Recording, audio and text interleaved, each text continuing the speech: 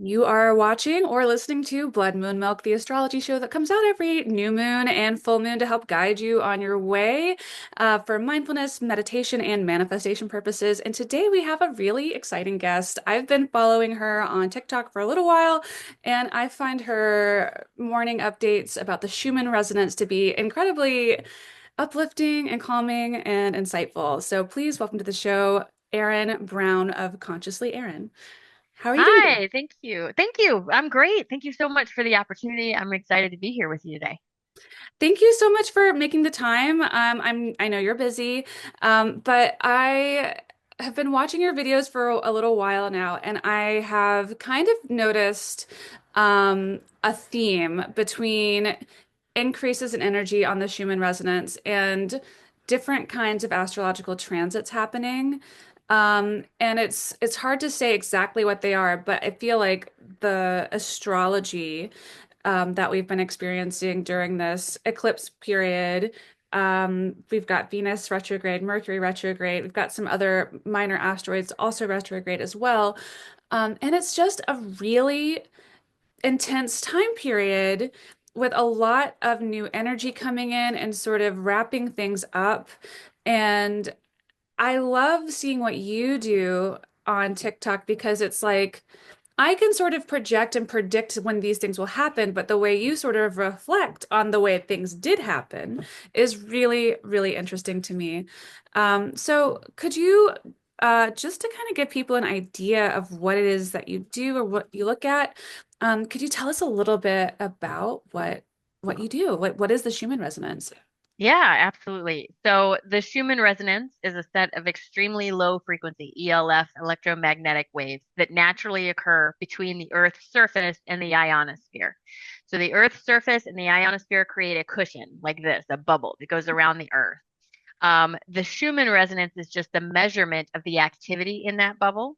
And that comes from multiple sources. It comes from lightning strikes, it comes from coronal mass ejections from the sun, it comes from all kinds of things, tectonic plate movement. It's kind of like when you strike a bell. The lightning strike or the CME goes off, it hits that and it bounces around until it sort of fades out and loses energy. What I am looking at is a graphic representation of the different types of energies that are being measured in that space. The resonant frequency of the Earth is 7.83 hertz, and it has harmonic frequencies that kind of go up and down based on the type of energy that we are receiving. Mhm. It's important to note that the 7.83 hertz is very closely lined up with the alpha and theta states of our brain. So one of the reasons why it I feel it affects us is because we are so closely linked with that frequency in our physical bodies. It doesn't seem logical to me to think that something that large that encompasses the entire planet would not affect us on some level. So that's kind of where I started with that. Yeah, no, I'm kind of with you in terms of large things having an impact on us, even though we're used to them being large things in our environment. As an astrologer, I tend to focus on lunar cycles, but I do all the planets. And so when things change sign or when there's a really intense transit, for instance, like an eclipse, that can sort of usher in this influx of energy, changing up the pace of things, changing the narrative, changing the script, and sort of ushering in new events.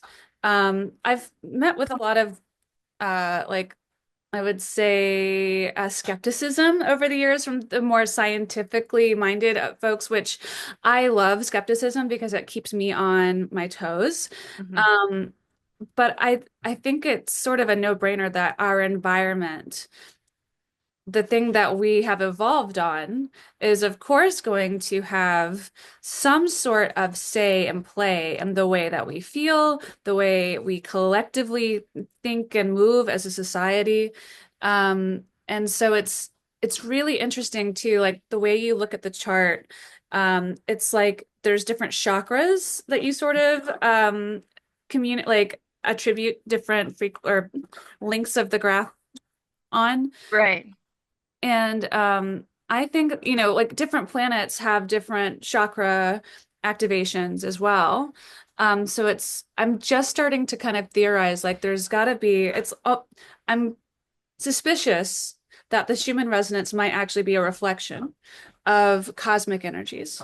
Yeah, Not, I don't disagree with yeah. you at all. I don't Yeah. disagree with you at all. So going back to the idea of our environment affecting us, in psychology, that's been proven over and over, the nature versus nurture, right? So if it works on us in an emotional capacity, there's no reason to discount the idea that it would work on us in a physical, like body capacity also. It's just a different type of nature than the environment that sort of nurture in with your emotions. It's more electrical in nature. I mean, our bodies are electrical, our brains and our heart work on electric current. So if there's big current wrapped around the earth, of course, it feels like it would affect us.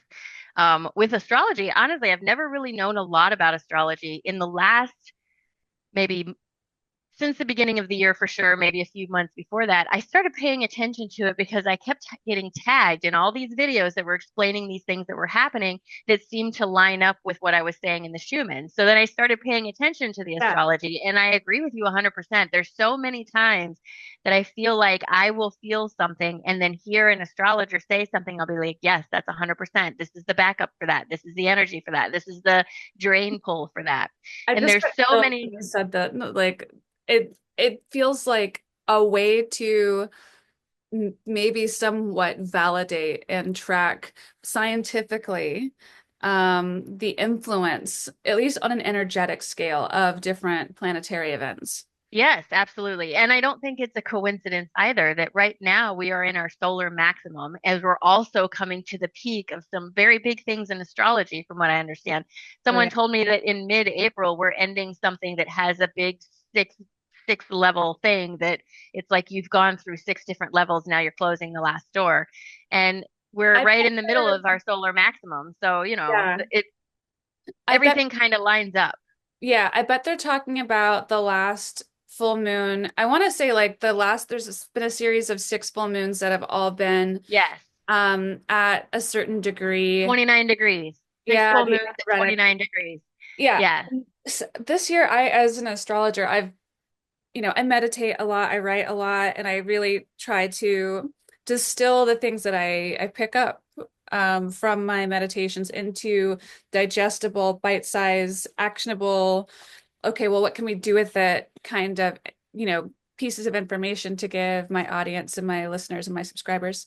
And it's, I have just been getting this feeling over and over and over again that this year is all about endings. And then next year is all about big, like dramatic new beginnings. But everything just kind of falls apart like a little bit or a lot of it, depending on how reactionary you are to what's going on around you. Um, but Well, sure, it has to. yeah, yeah.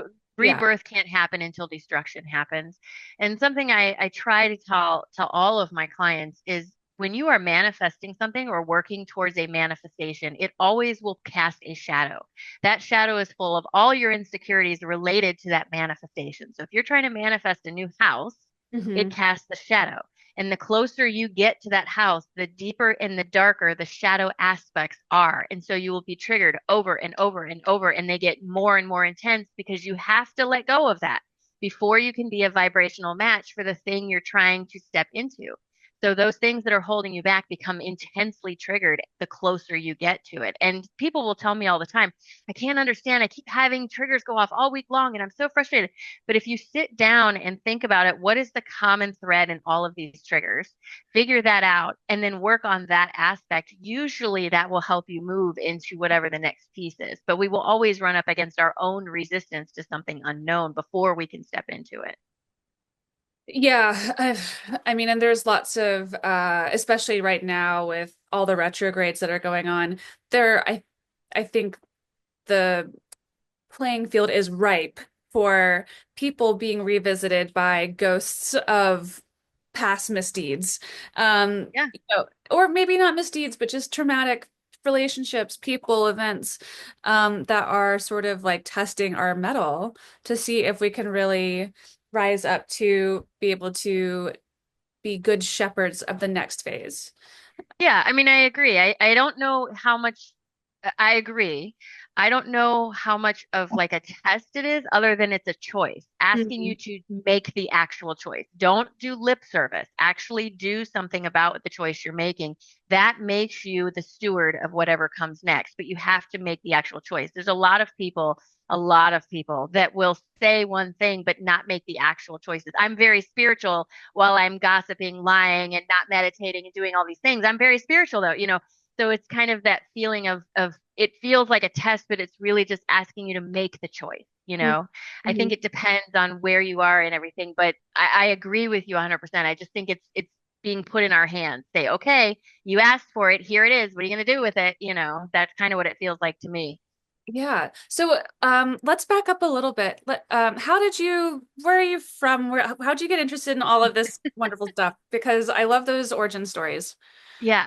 So I was in healthcare for 25 years. I was an ophthalmology nurse for 25 years. And when I hit burnout for that, I transitioned to healthcare education. And I went to work at a local medical school in the healthcare simulation department, where I was helping to design and execute high tech, and I mean high tech healthcare simulations for new doctors, right? So I was surrounded by PhDs, MDs, that sort of thing. Um, in 2020, I was diagnosed with, or in like 2017, I was diagnosed with a disease. And when we were sent home for COVID in 2020, I decided to research the disease because I had all this time, nothing to do, and access to a university library. So why not? So I started researching my disease. And as a nurse, I'm very knowledgeable about what I'm reading. And as I'm going through it, what I discovered is there was a crucial test that is required for diagnosis that had not been performed on me. And so I took all this to my specialist and asked, and he told me he didn't believe me. He said, "No, I know what I'm doing. You listen to me." And as someone who's in the field of educating new doctors, that just is not okay. I don't sit right with that. So I was like, "No, I'm not okay with that." I went back to my primary care doctor who sat with me for like 45 minutes and went through my records and said, "Yeah, no, you haven't had this test done. Let's do the test." He said, he did say, "I'm sure you have it. I'm sure it's going to come out that way, but let's just test it to be sure." Had the test done. And when he called me the next day, he told me I did not have this disease and that I had been taking this very dangerous medication for 2 years because of this disease, that now they don't know how it's going to affect my body because I didn't need it. For someone like me who was incredibly deeply rooted in science and took that as 100% truth, complete faith in everything, when that happened to me, I lost my complete sense of identity. I didn't know what was real anymore because to me that was the ultimate truth, and all of a sudden it wasn't true. So it caused me to really start looking at the whole world around me in a different way. Um, and over the next, several months, I sort of, for the first week of this, I will tell you, I didn't leave my house. I barely left my bed because my brain could not function around trying to reconcile, well, if that's not true, then this can't be true. And if that's not true, then this can't be true. Like I was really spiraling. I eventually figured out meditation and started doing some guided meditations and got myself under control. I found Ram Dass and started listening to his material, and it just sort of led me into a place of deep discovery of myself. Um, as that's happening, I go to this spiritual, one of those holistic fairs that you see every weekend. I went to one of those in August of 2021, I guess, and met this woman named Heather Fitzgerald, and we instantly connected and clicked. And within 3 months, we were opening a brick and mortar wellness center together, even though I was still full-time employed at the university teaching. And we had that place for 2.5 years together. And unfortunately, had to close this past September, but I'm still practicing online. My life today is a complete 180 degrees different than it was 5 years ago. And if you would have told me 5 years ago that I would be where I am, I would never in a million years have believed you. I never would have believed you. It has been such a monumental shift in my thinking. I left the university, I left Western medicine because I started to feel a dissonance between what I believed and what I was trying to teach people. And I felt disingenuine when I was trying to teach these things. And that opened whole new doors to learning how to work with vibration and how to interpret energies and all kinds of stuff. So it's kind of been about a 5 year journey, but the 5 years feels like a blink of an eye, and things are so different that I could never, ever have imagined that I'd be where I am today. That's amazing. I love hearing stories of people who feel called to question their approach to the things that they've been taught and the things that they've been told. Um, I think it's really valuable to be able to be the example, the person who takes that sort of leap of faith away from the institution, because institutions are developed to create power structures to keep people in line to a certain degree. Within that, there's an element of freedom and research and, intellectual growth, but largely it's sort of like, okay, well, this is the line that we toe. Yeah, And I think it's really brave when people step outside of that and question things for themselves. I'm so happy that you listened to your instincts and stood up for your medical rights, and found a practitioner that was able to deliver the test that you needed in order to confirm something that, I think your body was on some level probably trying to communicate to you. That's incredible. Western medicine does not have all the answers. it does not. And part of the reason I left the university, one of the things I started to notice is I started to notice that, and this is not a judgment on their character, but a lot of the PhDs and MDs I was working with were extremely arrogant when it came to the idea that maybe they don't know everything. I would bring up or start a conversation. Hey, what do you think about acupuncture? We have this stimulation we're doing and it's for infertility. And I know that I've read studies say acupuncture can help with that. What do you think about incorporating that? And they would completely shut me down, not even want to entertain the discussion. And Yeah. I really believe that science in general, Western science in general, is very much like that. It's very arrogant in its belief that we know everything. We know so little. We know so little. And it's the the stubbornness and the unwillingness to reflect on the fact that maybe you don't know everything that's keeping us where we are. It's the people that are questioning, that are learning, expanding, and growing. It's the people who are stuck where they are Mhm. and determined to prove themselves in some way, that's keeping us stuck in one as a collective, I believe, very much believe that. Oh yeah, no, that's a thing for sure. I am reading this really interesting book right now, and I'm having the author on the show later.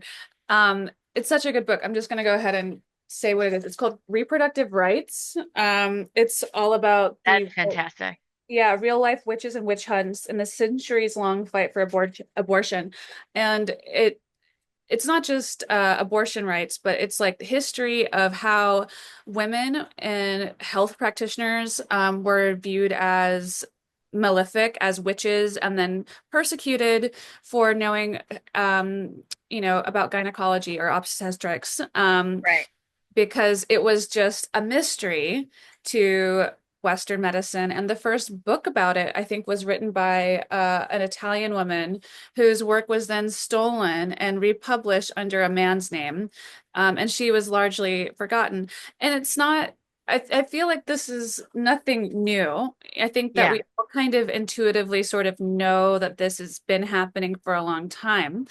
Um, but I do think that there like it's both things. It's not entirely Eastern medicine, it's not entirely Western medicine, but it's an integration of those polarities where you can start to find a holistic balance within yourself Yeah, if absolutely. you're open-minded to it, Right. Well, I mean, let's think about it this way, right? Well, we live in two different worlds. We live in a very physical environment, and we live in an etheric environment where our higher self is. The work of being human is finding the balance between the two. It's not all this one or all that one. It's this. It's the balance. So balance is the theme of this life experience here on Earth. So it should be the theme in everything we do between masculine and feminine, between dominant and submissive, between, Eastern and Western philosophies, all of that. We're supposed to find the balance. We're not supposed to be all or nothing. It's not supposed to be a black or white world. And when we allow ourselves to sort of slip into those gray zones is when we find the greatest amount of knowledge and healing, because we understand that we are all individual. One thing is not going to work for everybody. You have to leave room for for spectrum, you know? Yeah, and I think when it comes to studying astrology and looking at different transits, they do kind of work on a spectrum. You mentioned a bell earlier when you were talking about the Schumann resonance information. There's like a bell graph, if you will, as to the intensity of different aspects when they happen. And if you happen to have a planet in your chart that is getting hit exactly at the degree at which this transit's occurring, whether it's exactly on that degree in conjunct it, or if it's in opposition, or it's somehow mathematically aligned to that formula, you can feel it. But if you're just a few degrees away from it, you don't really notice it as much, or it's more of a blip and not as profoundly impactful. Which is one reason why I encourage people, like, you know, your phone number, you know, your address, you should know your astrology chart because it can help you to forecast potential events in your future and just sort of buckle up and prepare for them. Yes, and the Schumann is very similar like that. The Schumann is not telling you how you should feel. The Schumann is like going to a buffet and you're going past all this energy. If you are in a place where you are accepting new energy or releasing something and that's what's coming in, then you are going to take on that energy. If you are not in a place where that's conducive for you, then it may not affect you at all. And to your point, I tell people a lot, I'm going to tell you how I'm feeling and what I know about this energy, but you have got to listen to yourself. I know plenty of people who have literally polar opposite reactions to the energy than I do. It doesn't mean that they are wrong. It just means that that's how they react. Some people think cilantro tastes like soap and some people love it. It's just Yeah. how it is. It's not wrong or bad. It just is, and there's no need to get tangled up in, oh my gosh, I don't feel exactly the same. It's okay. It's a gray spectrum. There's a whole list, and sometimes you'll feel it more intensely and sometimes you won't. But the Schumann is really like one of those. I like to use it kind of how people like to use daily horoscopes. I like to go on and open it up and say, okay, I can see there's a lot of release energy coming in today. Maybe I shouldn't go have lunch with my sister today. This may be not a great idea, or something like that. I use it to sort of look at my day in a mindful way, but it does not change my plan, right? Like it will influence me to the fact that I know how it affects me, but I won't invest everything into it, if that makes sense. I use my own Yeah. discernment, but it's kind of like helping you predict your day. Oh, yeah. And I think discernment's really important because there's a lot of, people out there, content creators out there who are just looking to get clicks and eyeballs, and they're willing to say anything, kind of, more or Yes. less, as long as they think it's going to work out for them. And so that's why I try to teach people to do astrology more or less for themselves, to touch base with themselves, they don't have to become an astrologer, but to be like a certain amount, have a certain amount of awareness of what their chart is, what those placements are, what those things look like. And then take that information with a grain of salt, look at your life, what your goals are, and then make plans for yourself. Like make some Right. goals, like try to Right. achieve something. There's no empowerment in someone just telling you everything, you Yeah. know? Yeah. And empowerment, when I was in college, I had a professor who told my class once that the hallmark of a good teacher is someone who wants their student to be smarter and better than them. Mhm. That's what a teacher should want. I, as a teacher, do not want to keep you in a place where you can't help yourself. That's not my goal. My goal is to give you the tools for you to understand you can absolutely do this yourself. I don't need to be here. But sometimes we lack that confidence in ourselves, or we're looking for outside validation because literally that's what our whole society has taught us to do. So until we are comfortable moving into that empowerment, that's what the teachers are for, to kind of help you walk your way through that. But it's up to us individually to say, okay, I understand this is affecting me. I need to learn more about it.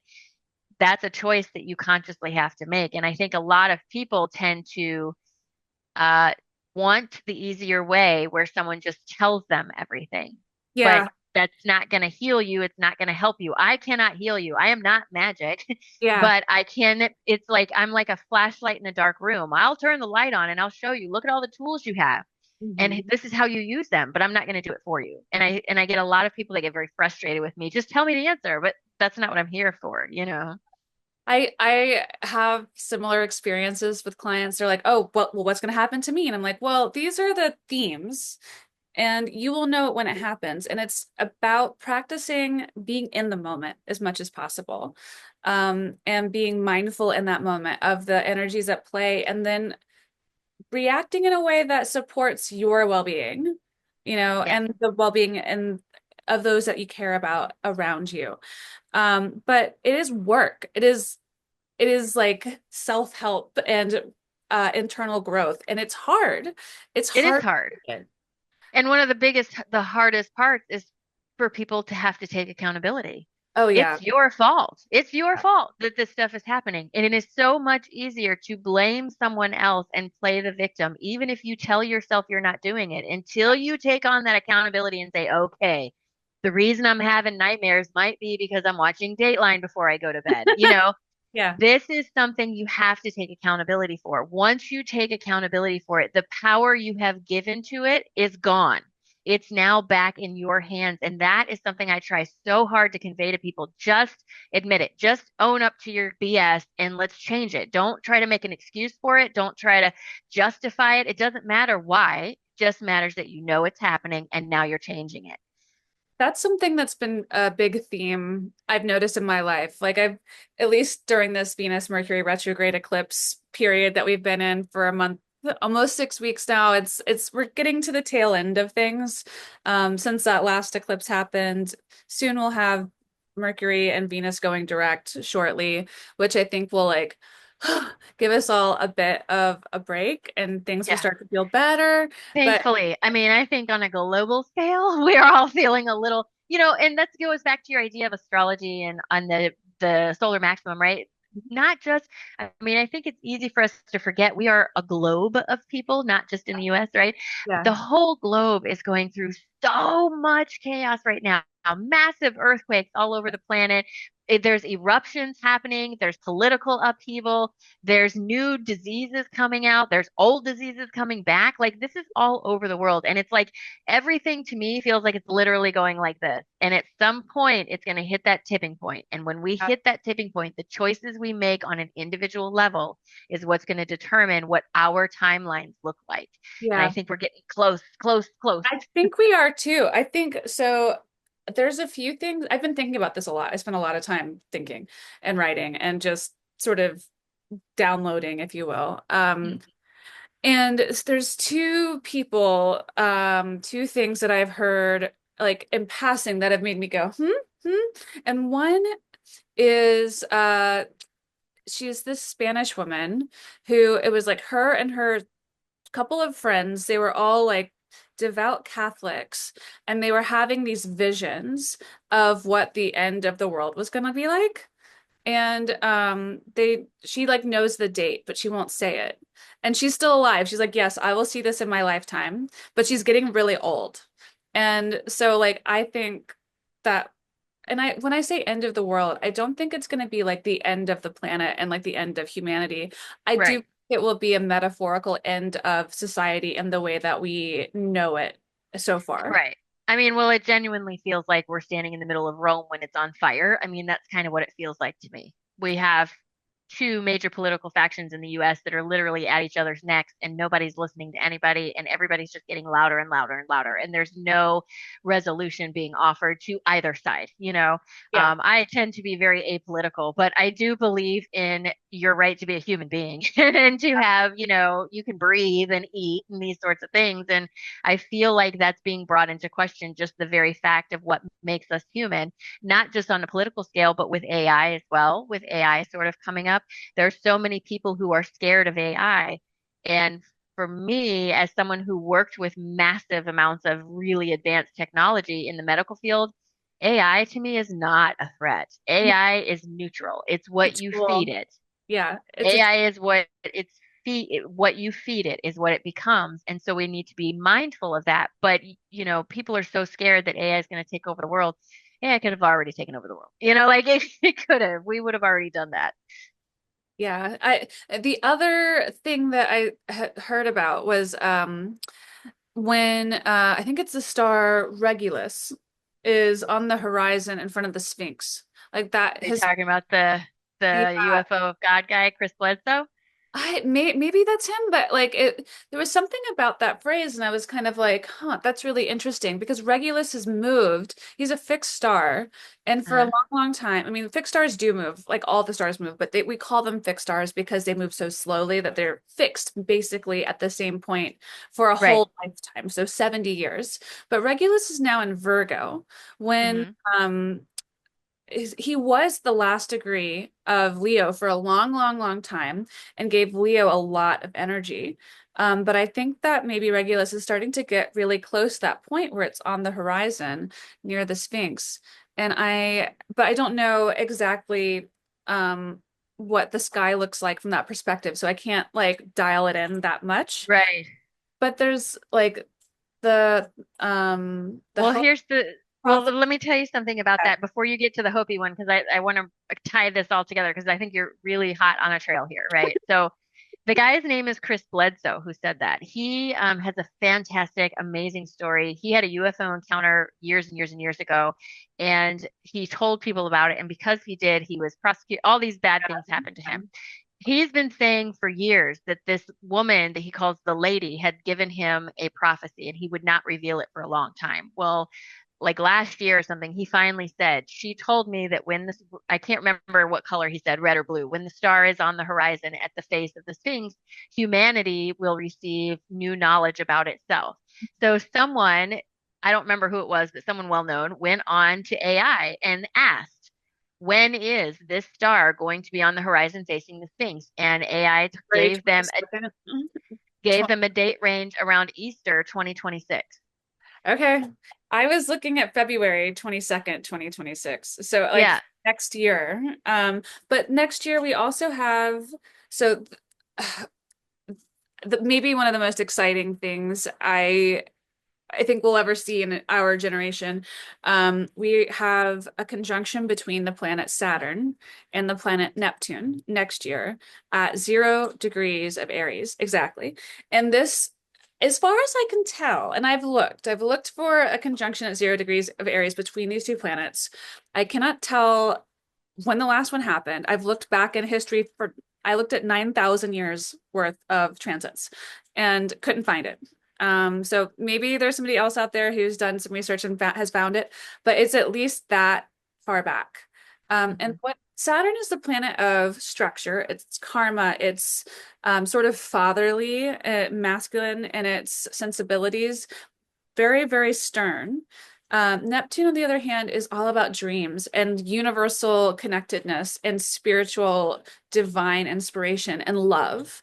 And so, in, at Aries, at the 0 degree mark of Aries, when this conjunction happens, I feel like this will be kind of like a big tuning fork for the next eon of whatever we're doing as a society. right.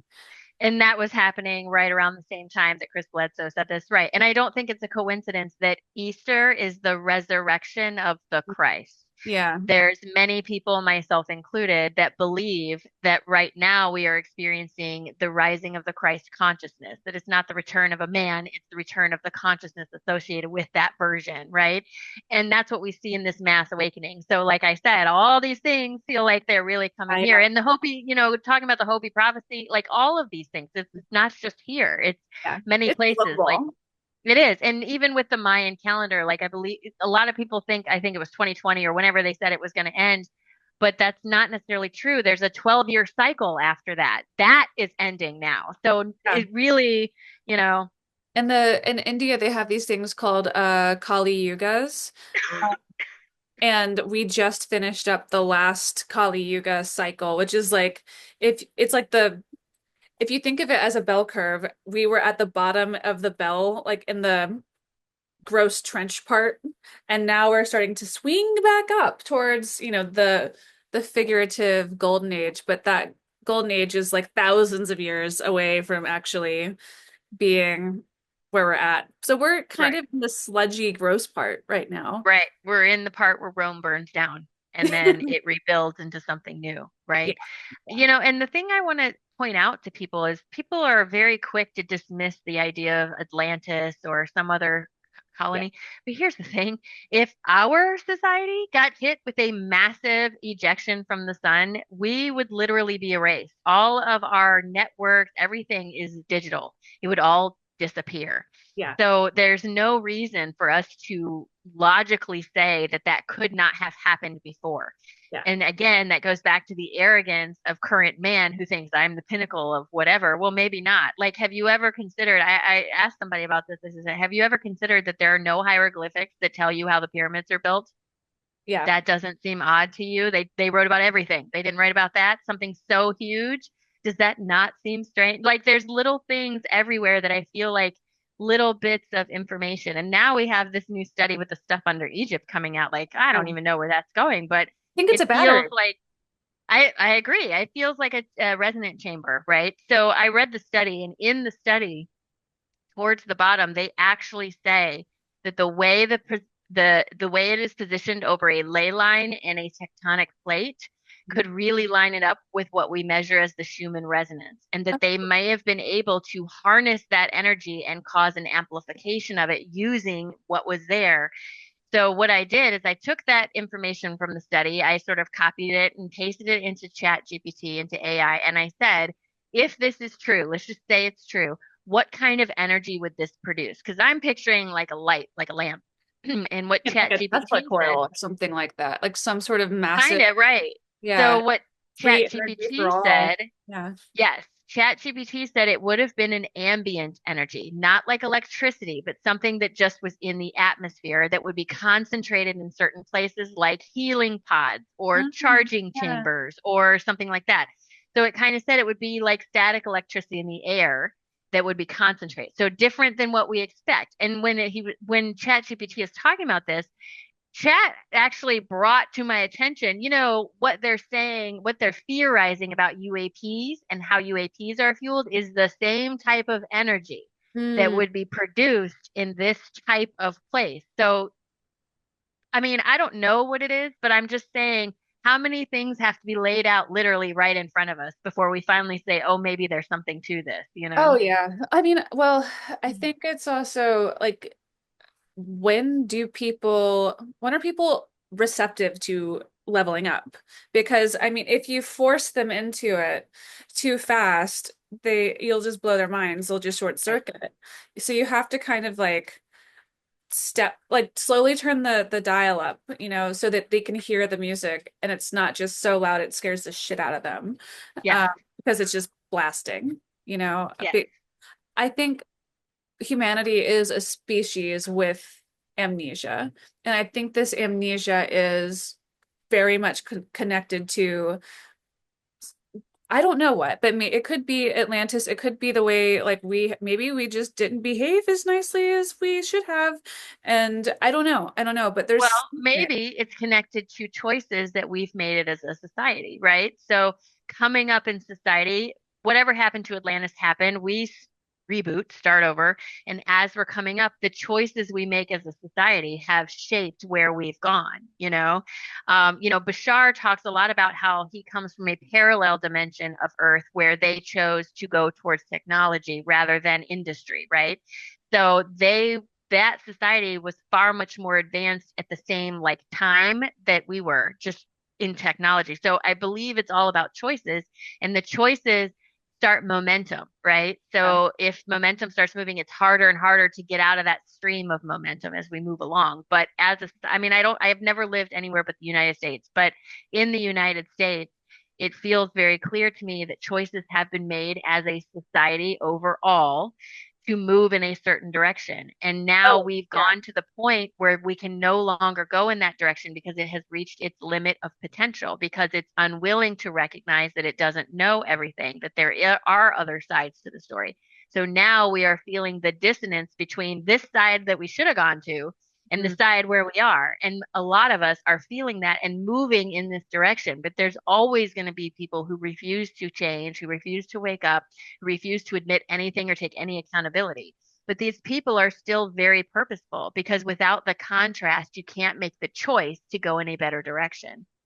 So as much as people hate to think that their great Uncle Joe is never going to wake up, maybe he's not intended to wake up. Maybe he's where he is so that you wake up. And in the next lifetime, he gets to wake up. You don't know. So you don't want to push too hard. Oh yeah, and I realized like we're 40 minutes in and I haven't even started to talk about your astrology at all yet. But I think this is a great opportunity to maybe talk about it a little because you can when you look at families of people's charts, you can start to see themes between whether it's modalities, like you've got a lot of earth people in your family, or you have a lot of fire people, or maybe you have a lot of Leos or you have a lot of Sagittarius people. Um, but you start to see these beautiful patterns that are like mathematically sort of delightful to observe. Hmm. And when you think about it and you can sort of sit and look at those sorts of relationships without the baggage of human traumatic interactions and childhood and coming of age and, just families being families, you can start to see how people are actually supportive. Hmm. Or they're here to teach a lesson. Hmm. Without necessarily like blaming them for the specifics Yeah. of like why like what you said hurt my feelings or meh, like getting really kind of in the emotional mud with it. You can Right. start to kind of bring yourself higher up on your sort of eagle's perch, if you will, and look at things from a higher perspective and have gratitude for the people in your life who maybe you aren't the biggest fan of. Right. Um, and I think that's actually a really big key to just being able to, like, I guess you could say like love your neighbor but like people who aren't really not aligned with you ideologically speaking, but they're here again, like you said, to serve a purpose, to be a reflection of, the other sets of opportunities that we're presented with. And then based on that, we can sort of internalize things and feel what's right for us, in our Hmm. hearts, because that's the key. The heart knows the way. Yeah. The brain will try to think its way out of something, but the heart will go towards what feels right. Um, Right. and I think that maybe more so, maybe you can speak to this in terms of Schumann resonance, but the heart chakra has got to be like the biggest chakra. I mean, right? The Like, chakra, yeah. So sorry, I got a cough. it's okay. Sorry about that. So the heart chakra is where your etheric and physical chakras combine. Mm. So your bottom three are associated with physical, so your root, your sacral, and your solar plexus, and then your top three, your crown, your third eye, and your throat, are associated with etheric. The heart is where they meet in the center. That's why it's so important to stay as balanced as possible in your heart space because you're combining two elements like this. They're sort of mixing like a giant mixing bowl. And if you get two in your lower chakras, then it gets heavier. If you get two in your higher chakras, it gets too light, again, it's all about balance. But yeah, I agree. The heart has always been, anytime I've worked with a client, the heart has always been the largest and most sensitive chakra. Mm. And I wonder if it's like if there's a way to, I mean, you can see which chakras are kind of being activated on the Schumann resonance, right? When you look at it. Right. I Yeah. can. So depending on how far down the spike goes, it's a combination of how far down on the graph the spike goes, but also what I receive in meditation. So before I make my video every day, I always do a meditation and I pull cards. And then when I walk out there, I'm speaking in my channel. I am not like, okay, this is what I got. Most of the time, I'm not writing down what I got in meditation. I'm going out while still in that state and just giving you everything that comes out. So it's a combination of a couple different things. Yeah. I think it's great. I love your videos. Like in the morning, I'm like, oh, what does Erin have to say? Um, but if you want, we can look at your astrology real quick. Yeah, And let's do it. okay, I'll share my screen and then we'll talk about it. So I'm very excited. So I will tell you, I've had my numerology done with Larissa, and she told me I was all master numbers except for two. And she said that was something she rarely ever saw. So I'm really interested in this one now. interesting. So, let's make this pretty simple. This is what your natal chart looks like. This was basically just a map of what the sky looked like at the time you came into your body and started this journey in this life. And I am of the mindset that we choose when to come in. We might choose our parents, but really we are choosing a set of gifts and certain character traits and personality traits and maybe even challenges and opportunities that we want to work with. And for you, this is such a nice blessing. You need to be a communicator. Like that's what your calling is. You have Venus conjunct Jupiter, the two best planets conjunct. That's very rare. It only happens like once or twice a year, maybe, but yours are within the same degree. So beautiful ability to speak and communicate in the sign of Gemini at the top of your chart, right on your midheaven. Like social media could be your calling, or at least like having some sort of platform where you are and talking to the masses. And also being able to reflect and internalize and ask questions about what you are seeing out there. It's a two-way conversation. It's not necessarily just you saying whatever you want to say.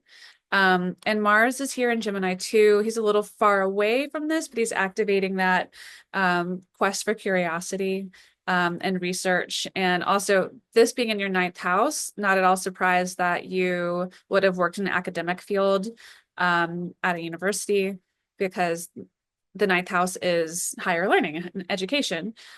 So certainly that has a bearing. Um, Mercury is here at 1 degree of Gemini, Virgo rather, sorry, distracted by the Gemini up here. But Mercury loves to be in Virgo. So, and at 1 degree, it's like very clear about what it has to say. So again, communication, communication, communication. And so anytime there's something at a mutable sign of 1 degree, so that could be Sagittarius, that could be Pisces, that could be Gemini as well as Virgo, you're probably going to notice stuff happening in your life, change probably. So that's something if you are looking at stuff down the road, like, oh, when is will Saturn be at 1 degree of Pisces? It was at 1 degree of Pisces last year when it moved into out of Aquarius and into Pisces. But let's look at planets now. And so your sun's at 6 degrees Leo in the 11th house, not quite conjunct Saturn and Leo. So there's a certain amount of responsibility that comes with this. It's you're a natural born performer in some ways or a leader. People look to you as somebody who has expertise in a field, but as also a leader of groups of people. But Saturn here like kind of says, but there's responsibility that comes with that. And maybe it's not super comfortable. It's something that maybe you have not always sought out, but has just happened and you've kind of had to deal with it. I actively fought against it. Yeah. Yeah. Yeah. Yeah.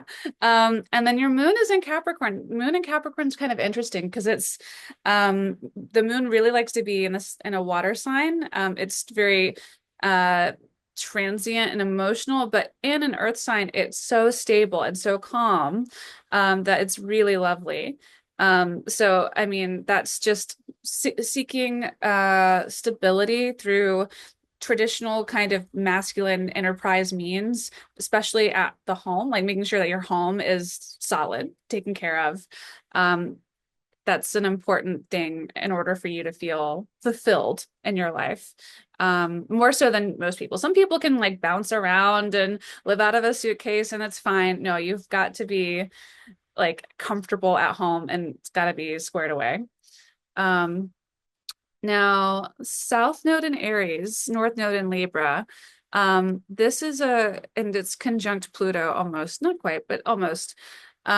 This is interesting because we just went through an 18-month period with the Libra Aries axis where the nodes were reversed where they are on your chart.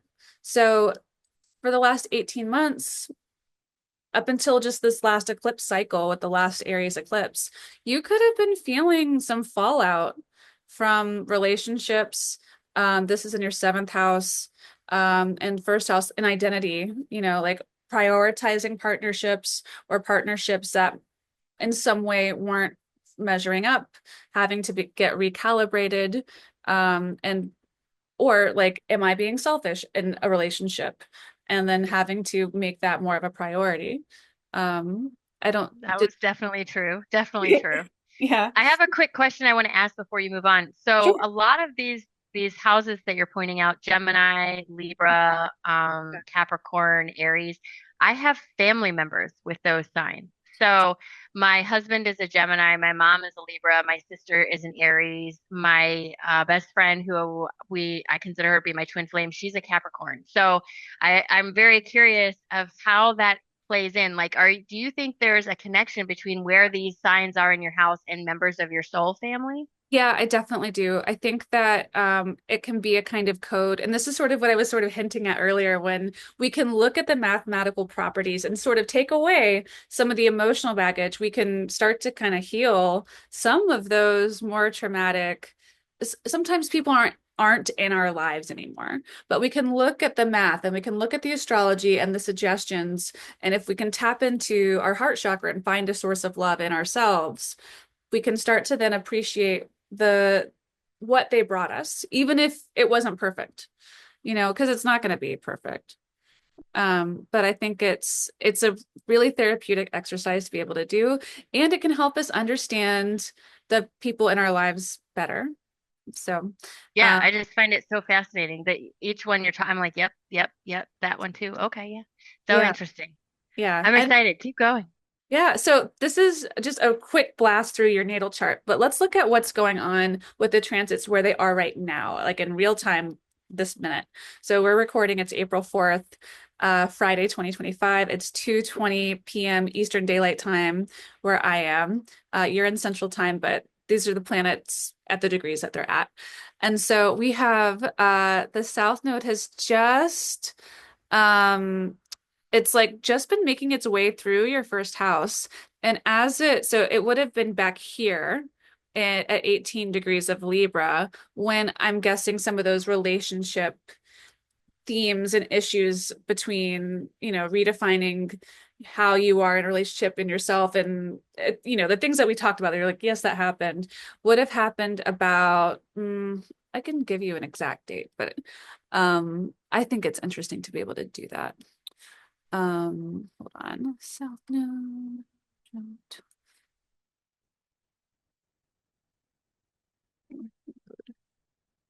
And it would have been January 2024, and that would have happened like end of January, early February last year. Right around there. A Yeah. little bit after that, but right, very close to there. Yeah. So that would have been like the kickoff point and then fallout and dealing and coping. It's funny, my North Node is like ours are almost exactly opposite. So mine is at 20 degrees of Aries, and yours is at 18 degrees of Aries. So like your South Node is where my North Node is basically, which is interesting. Um, and I feel like when you look at these kinds of things, you see patterns that are like little threads that weave a bigger picture, and it's fun to sort of pull on those threads. But right now, you've got a ton of stuff happening in that seventh house. Seventh house is partnerships. It's usually, most people think of it as the house of marriage, but it can also be any partnership where there's a contract signed. So that's business partnerships too. And so you've got Saturn's about to hop in there very shortly. He's at 24 degrees, 56 minutes. So when he moves on 1 degree and hits 25:57, he'll then be in your seventh house, which will make things very serious. Like just having to put things on paper, take responsibility, be culpable for your choices, all of those things. But making it a little bit difficult is Venus retrograde, Mercury retrograde, North Node here, and Neptune in Aries. Like Neptune's going to be in Aries for a while, but it's adding this element of what is real, what is fact, what is fiction, what do I do with it all, what feels right, because Pisces energy is very elusive and ethereal. So having to get serious and nail down something about the most ethereal, difficult, transient energy is kind of a doozy. So I hope I hope you have a good team on your side to help you gather your thoughts and strategize and whatever is coming up for you. This is going to be big, and serious for a long time because Saturn won't be back in that house for another 30 years. So he'll be there for about 3 years as he makes his way through, but the way things are right now are not going to be the way things are in 3 years. It's going to be just very different. Well, it doesn't necessarily mean serious doesn't necessarily mean bad, right? It's No, just no, it it's just means there's gravity, there's weight to the choices that are being made. And so that's that can't I think that Saturn typically does reward us for showing up for ourselves, for making the choice, for owning our failures, from learning from them, from picking ourselves up and accepting the lesson, whatever lesson there is. But there usually is some kind of lesson that comes from him ingressing into a house. So for you, he's been in the sixth house, which is the house of health and work for the last like 2 years, 3 years, um, since March of 2023. He's been in your house of work. So that's that same kind of great weight and gravitas that I'm talking about is something that you've felt in the way you have worked and felt your health over the last 3 years. And now this same energy is moving into partnerships. And it'll be transformational, you know. So get ready for that because that's just on the horizon.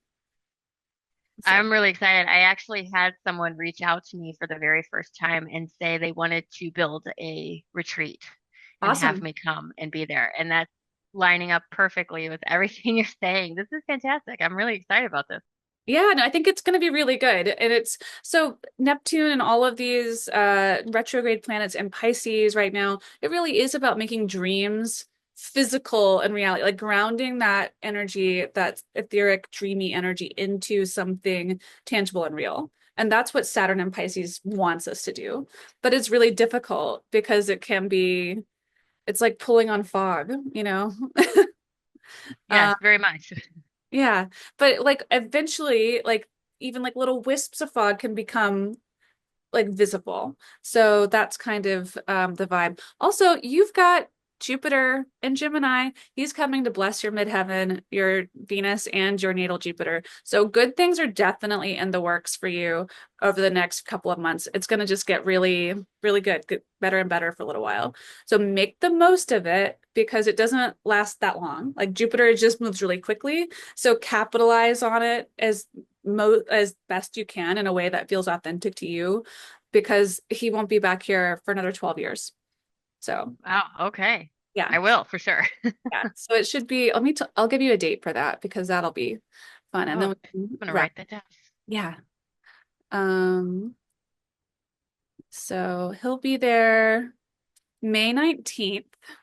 He'll be conjunct your Venus, and then he'll be on your midheaven and then on your Jupiter. So like the following weeks at the end of May, from May 19th going into early June, are going to be one for the books for you for good for the best, like best case scenario stuff. That's fantastic. I wrote it down. I'm definitely gonna keep looking forward to that. That's fantastic. Well, you're very welcome. Well, that's about all our time for today. Thank you so much for coming on the show. I hope listeners find you just as interesting and fascinating as I do. Go check out Consciously Erin. She's on TikTok. How else can people find you? I have a website, consciouslyerin.com, and I also have a Patreon, but everything you can get to it through my website. Patreon, I would love for people to go check that out. I use that a lot like Facebook.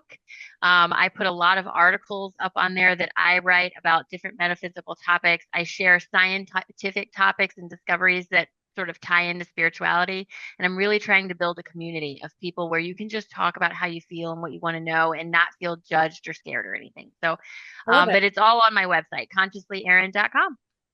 Excellent. Thank you so much for coming on the show, Erin. And Thank you.